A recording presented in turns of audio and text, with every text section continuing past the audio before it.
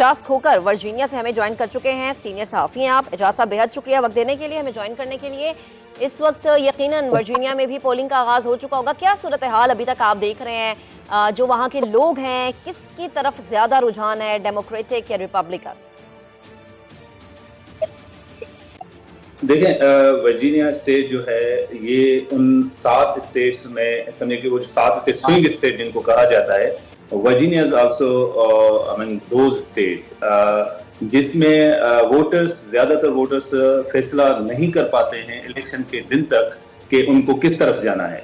तो ये Virginia state भी उन स्टेट में, जैसे बाकी स्टेट्स हैं, मिशिगन स्टेट बड़ी स्टेट है जिसके वोटर्स भी आखिरी वक्त तक फैसला नहीं कर पाते हैं। उसी दिन फैसला होता है कि वो किस तरफ जाना है, डेमोक्रेट्स की तरफ जाना है या रिपब्लिकन की तरफ जाना है। तो यहाँ मैं आपको वर्जीनिया स्टेट का बताता चलूँ कि यहाँ पर जो कुल वोटर्स हैं उनकी तादाद 5,78,296 है। और यहाँ पर जो काउंटीज हैं, जिस तरह हमारे मुल्क में डिस्ट्रिक्ट्स होते हैं, यहाँ पर काउंटीज होती हैं।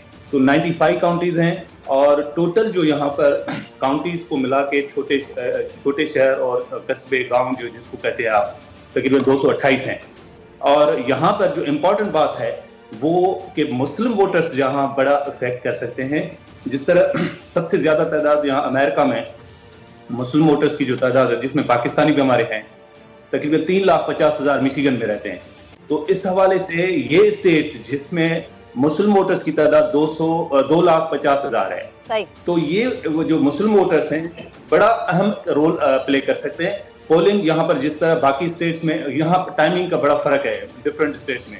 जैसे इस स्टेट्स और पाकिस्तान के टाइमिंग में 10 घंटे का फर्क है। तो यहाँ 6 बजे पोलिंग शुरू हो गई थी और ये पोलिंग शाम को 7 बजे तक जारी रहेगी। लेकिन 7 बजे भी वो वोटर्स जो लाइन में होंगे, तो जिस तरह पाकिस्तान में भी होता है इलेक्शन के दिन के वो जो लाइन में वोटर्स होते हैं, तो वो वोट दे सकते हैं। लेकिन इसमें एक चीज आप और ऐड कीजिएगा कि अगर हम मुस्लिम वोटर्स की बात करते हैं और खुसूसी तौर पर स्विंग स्टेट्स में जो मुस्लिम वोटर है उसका रुझान क्या है और उनका झुकाव किस तरफ है? क्योंकि जब हम गजा का मामला देखते हैं, वो मसला देखते हैं, तो उसके बाद काफी तब्दीली भी आई है उनकी सोच में।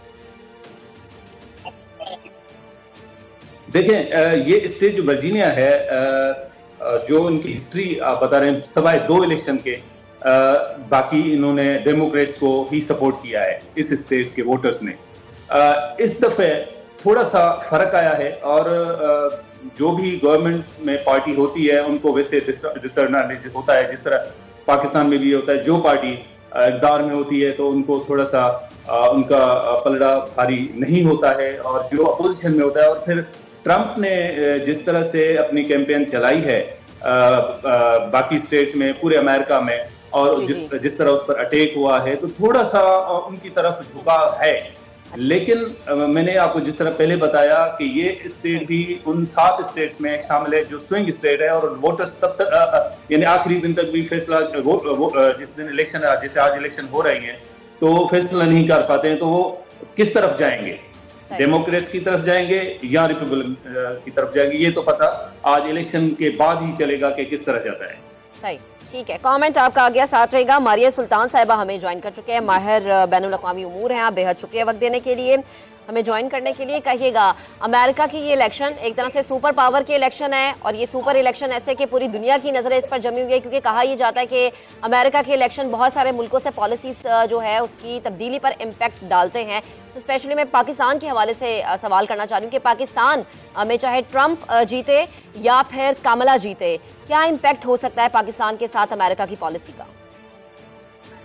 देखिए, सबसे पहली बात तो ये है कि जैसे कि आपने कहा कि अमेरिकन इलेक्शंस जो हैं, बिलखसूस अमेरिकन सदर, उनकी जो खारजा पॉलिसी की तरजीहात हैं वो यकीनी तौर पे तमाम दुनिया के ऊपर असरअंदाज करती हैं।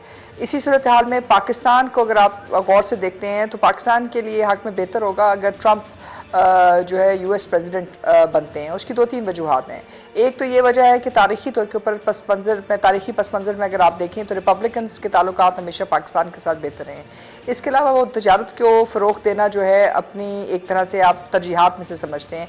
इसके अलावा वो ये भी समझते हैं कि दो तरफा ताल्लुकात की बुनियाद के ऊपर अमेरिका के जो मकासद हैं या खारजा पॉलिसी के जो मकासद हैं वो बेहतर तरीके से आगे बढ़ सकते हैं। और इसके अलावा जो पाकिस्तान की अस्करी और सियासी क़यादत है उनके साथ भी अगर आप देखें कि जो बेहतर वक्त गुजरा है वो आपका हमेशा जो है रिपब्लिकन्स के साथ गुजरा है। इसकी बानिस्बत जो डेमोक्रेट्स हैं अगर वो आते हैं तो पाकिस्तान के लिए मुश्किलात में इजाफा होगा, क्योंकि डेमोक्रेट्स जो है मल्टीलैटरलिज्म पर यकीन करते हैं। उनका ख्याल है कि पाकिस्तान इस खित्ते में मसला है, मसले का हल नहीं है। दूसरा ये कि वो ये समझते हैं कि हिंदुस्तान जो है उनके सारे कॉर्पोरेट इंटरेस्ट उधर हैं, यानी कि उनकी जो मल्टीनेशनल कॉर्पोरेशंस हैं, IT सेक्टर्स हैं, उनके साथ जितने भी ताल्लुकात हैं वो तमाम तर जो रुझान है उनका और जो तरजीहात हैं वो हिंदुस्तान के साथ हैं। इसके अलावा जो मशरिक़ वस्ता के अंदर बिलखसूस जो सूरत हाल चल रही है उसमें इंडिया, इजराइल, अमेरिका, ये तमाम जो रियासतें हैं तीनों, आप ये कह सकते हैं एक तरह से इस वक्त मशरिक़ वस्ता की जंग के अंदर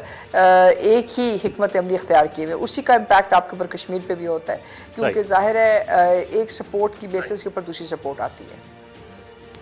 ठीक है, मारिया सुल्तान साहिबा हमारे साथ मौजूद हैं।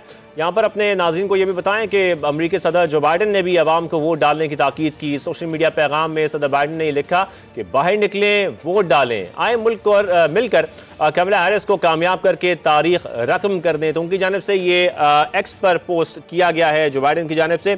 क्या हमारा पैनल हमारे साथ मौजूद है, उनसे बात करते हैं और आगे बढ़ते हैं।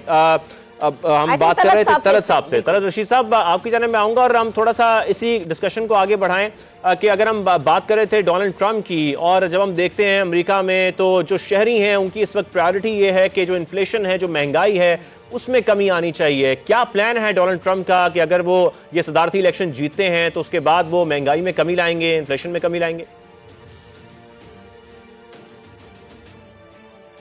देखिए, जब डोनाल्ड ट्रंप पिछली दफा 16 में आए थे तो उन्होंने सबसे पहले ये काम किया था कि जो यहाँ पे ऑयल रिजर्व्स हैं उनको डिग किया था उन्होंने। उसकी वजह से हमारे गैस प्राइसेस जो हैं वो $1.99 $2 हो गए थे। अब जो है अब वो एग्जैक्टली वही ये करेंगे, ये उनका एक पॉजिटिव पॉइंट है। उसके अलावा कल भी उन्होंने अपनी स्पीचेस अगर आप सुने, उन्होंने कहा कि मैं एवरेज अमेरिकन के लिए काम करूंगा, ग्रोसरीज के प्राइसेस कम होंगे, स्ट्रीट हमारी सेफ होंगी, हर एक के पे चेक हायर होगा। इसका मतलब है कि टैक्स कट होंगे ताकि यह कि एवरेज आदमी को फायदा हो। और यही क्योंकि वो बिजनेसमैन है, वो कैरियर पॉलिटिशियन नहीं है, यही फर्क होता है कैरियर पॉलिटिशियन में और बिजनेसमैन में। बिजनेसमैन जो है वो एवरेज आदमी की सोचता है, जो दूसरे पॉलिटिशियन होते हैं वो शुगर कोटिंग करते हैं, लोगों को बता देते हैं कि हम ये करेंगे लेकिन करते कुछ नहीं, जैसे डेमोक्रेटिक पार्टी करती रही है। डोनाल्ड ट्रंप ने जो भी कहा है उसको उसने अमल करके दिखाया है और यही उसकी खासियत है जिसकी वजह से लोग उसकी तरफ रुझान करते हैं और उसको वोट देंगे। इस दफा भी आप देख लें, जितने भी रिपब्लिकन वोटर्स हैं उन्होंने अभी जाके पहले वोट देना शुरू किया। इससे पहले वो नहीं देते। डेमोक्रेट की ये पॉलिसी होती थी कि अर्ली वोटिंग शुरू कर दे। इस दफा जो रेगुलर जो है रिपब्लिकन है उन्होंने पहले वोट देना शुरू कर दिया और ये डोनाल्ड ट्रंप की फेवर में जाएगा और रिपब्लिकन पार्टी की फेवर में जाएगा। सही है।